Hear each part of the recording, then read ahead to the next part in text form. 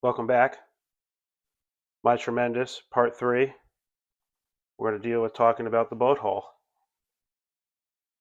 There's many different things you can do to secure these together. And as you can see here, we have some things that you do and don't do. For starters, after you print a section, you're going to have a flat end like this because it was printed like so, and it printed up. A lot of people do many different things to secure the boat. On my first test, I used Simple E6000, which is a soft shoe glue type glue that flexes and bends. It is a good product. Not the strongest, but I wanted to give it a try.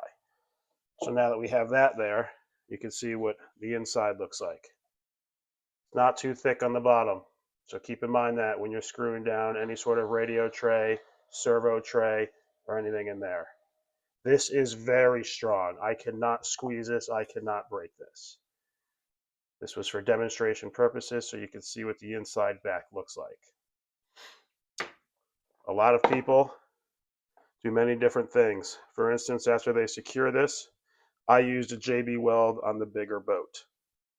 It held so well.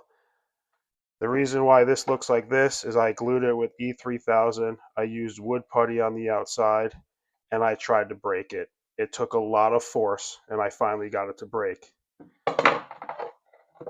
I tried to break the bigger boat because I used JB Weld, and it was so strong that it didn't break on the seam. It broke in the middle of the print, which is how I acquired this. And it is good for demonstration purposes. The next part, however you decide to do the seam, a lot of people were using hot staples to connect the two sides. That entails a lot of body work and a lot of sanding. So I did something very simple. I used JB Weld on this. I let that completely cure. I then bondoed only the seams very lightly, and when you skim it, you want to do it very tight so there's minimal left on top. When I did it that way, it was very hard to break the boat. Now that we've figured that out as far as securing the pieces together, let's talk about water sealing. There is many different ways you can do this. As you can see on this, this is not a good job. You can see a lot of imperfections. So let's talk about this. Fogginess. Product wasn't mixed correctly. When you get that, not only that, it was thick and pooling, and you can see right here, you lose that detail for the boat's contour to the water. So right off the bat, no bueno. Not only that, very thick. You can see right here, it overrolled on itself. So there's many different ways to use epoxy.